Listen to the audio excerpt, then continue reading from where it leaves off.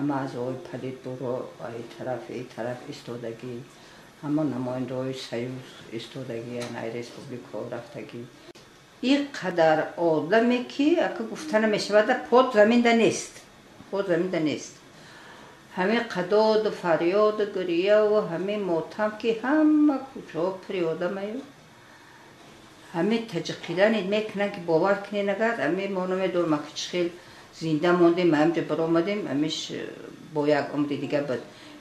سلطان میرزاشاهف میگوید گریه و عزاداری مردم در روز مرگ استالین از ترس و مجبوریت نبود، زیرا به قبل او اکثریت داهی خود را دوست می داشتند و به آینده درخشان با او امید داشتند. ولی به گفته جناب میرزاشاهف گروهی از مردمی بودند که از سیاست استالین رنجور شده و شاید از مرگ او خرسندی می کردند. مردم غمگین و تعزیه و عزا گرفتگی بیشتر بودند از آن ممکن 100,000 نفر دیگری که استالین رو بد می‌دیدن. اون وقت آشکارا گفتن هم بسیار کار دشوار بود که ما استالین رو بد می‌بینیم، برای این سخت جزا می‌گرفتن. مردمی که از استالین رنجور بودند و واقعا از او و سیاستش نفرت داشتند در سراسر شوروی خیلی زیاد بودند، زیرا آن مردم از سیاست استالین رنج کشیده بودند و یا نزدیکان افرادی بودند که قربانی رژیم مستبد استالین شدند.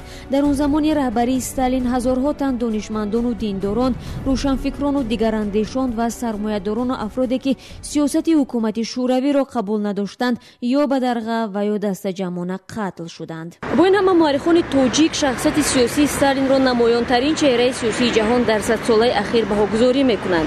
رحیم اسف مورخ تاجیک میگوید استالین اساسگذار بزرگترین دولت جهان بود و آن دولت را مسئول به زینه ابرقدرتی رساند. همچنین به قول او اساسی حقوقی دولت‌های فعلا صاحب استقلال سابق شوروی را استالین گذاشت.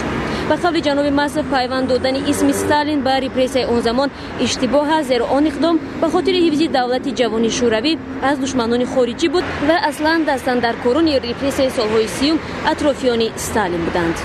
در مسئله رپرسیون چی به استالین عیبدار میکنند؟ اونجا رول دیگر رو همه خروشچوف هم اونجا رولش کلام بود، نیمی اوکراین رپرسیون کرد. این یک استالین نکرد، این یک استالین نکرد.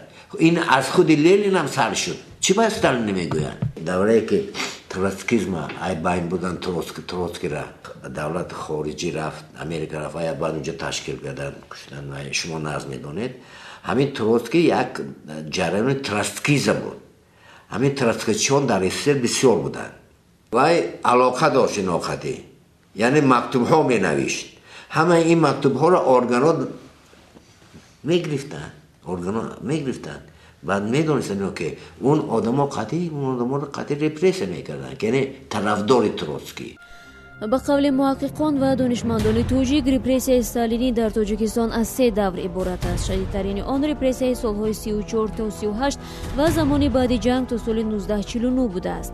بر طبق اطلاع برخی مأخذهای تاریخی، استالین به باباجان غفوروف کاتب اول کمیته مرکزی حزب کمونیست وقت تاجیکستان سپارش داده بود که 120,000 نفر در این کشور قتل شود، ولی در نهایت امر 2840 نفر اعدام و نزدیک به 40,000 نفر به درغه شدند.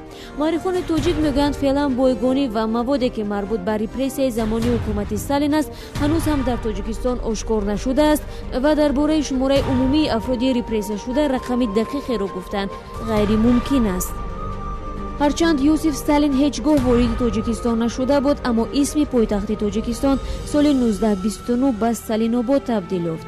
ولی بر طبق برخی سرچشمه ها پس از مرگ استالین دوینیک و یا دوگانه استالین یوسف لوبیتسکی را که سالها در برخی ملاقات استالین را عوض می‌کرده است از مسکو و دوشنبه به درغه کردند و این دوگانه داهی مردم شوروی در سال 1981 در دوشنبه فوتیده است. نام پایتخت تاجیکستان دوباره تنها در سال 1961 احیا گشت تا استالین را به تاریخ بسپارد.